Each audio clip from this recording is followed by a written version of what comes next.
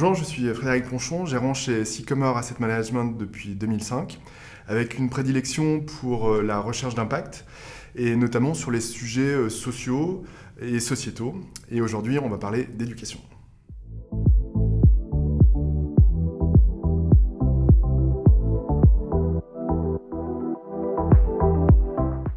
Alors l'éducation, quand on investit dans l'éducation, en fait, on investit dans le capital humain, le savoir, les compétences, et c'est absolument essentiel pour l'épanouissement des individus, pour la prospérité, la durabilité des économies, et puis aussi pour l'agilité et la performance des entreprises.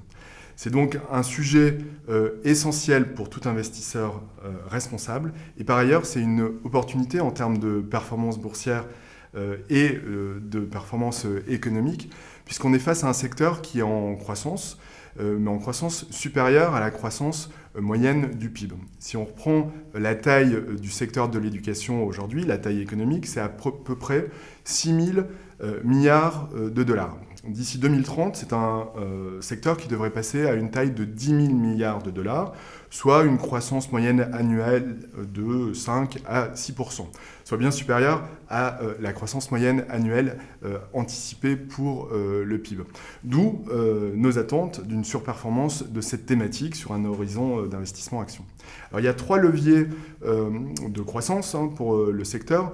Le premier, déjà, il tient à notre appréhension de ce qu'est l'éducation. C'est-à-dire qu'on ne va pas se concentrer uniquement sur l'éducation initiale, donc c'est-à-dire les premières années d'école primaire jusqu'à l'université ou aux formations diplômantes, mais on va aussi se concentrer sur la formation tout au long de la vie.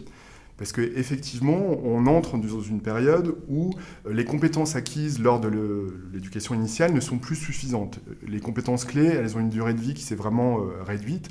Et aujourd'hui, les individus doivent se reformer en permanence. C'est d'autant plus vrai avec la transition écologique, la transition digitale, l'automatisation. Et entreprises et individus vont investir massivement sur les prochaines années dans la formation, reformation, et l'acquisition de nouvelles compétences. C'est le premier levier de croissance. Le second levier de croissance, c'est celui de l'émergence d'une classe moyenne dans les pays émergents, précisément. Alors, ça a été très clair en Chine. Sur la dernière décennie, on a eu une explosion de cette classe sociale de foyers middle class. Ça a été une thématique qui a été très porteuse pour des secteurs comme le luxe.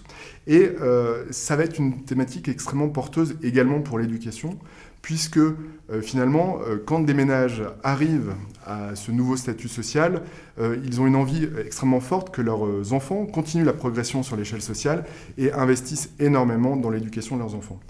J'ai parlé de la Chine, mais sur la décennie qui vient, on va aussi avoir le relais massif de l'Inde et des autres pays émergents. Et enfin, le troisième levier de croissance, c'est celui de l'EdTech. Alors l'EdTech, qu'est-ce que c'est ? L'EdTech, c'est l'ensemble des solutions technologiques, produits ou services qui vont permettre l'apprentissage, la formation. Alors ça peut être l'apprentissage de la lecture, ça peut être l'apprentissage des langues, ça peut être des laboratoires scientifiques virtuels, des campus virtuels. Et ce qui est très intéressant dans l'EdTech, c'est que finalement on a une accessibilité qui est bien supérieure, à la fois géographique, et puis comme il s'agit de digitalisation, la digitalisation a toujours cet impact en fait, de réduction des coûts. Donc on va avoir une éducation qui va être moins chère à opérer. Et par ailleurs, c'est très centré en fait, sur l'analyse des données. Donc on va pouvoir se concentrer en fait, sur les difficultés de chaque apprenant et ainsi avoir, naturellement en complément des manières habituelles de faire de l'apprentissage, eh bien, un résultat qui est bien supérieur. Donc on a 3 leviers importants sur le plan économique.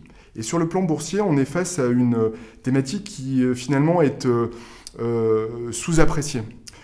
Si on regarde aujourd'hui, pour donner quelques références, la taille du PIB, on a à peu près un PIB mondial qui fait 85 000 milliards de dollars. La capitalisation boursière mondiale est d'à peu près ce même niveau de 85 000 milliards de dollars. Si on regarde maintenant un secteur comme la santé, qui a beaucoup d'éléments proches de celui de l'éducation, c'est un secteur qui est essentiel pour le capital humain, qui est à la fois privé et public, eh bien, on a une taille économique du secteur qui est de l'ordre de 8 000 milliards de dollars, et la capitalisation boursière agrégée du secteur est de 2/3 de cette valeur économique. Sur l'éducation, j'ai dit 6 000 milliards de dollars pour la taille économique du secteur.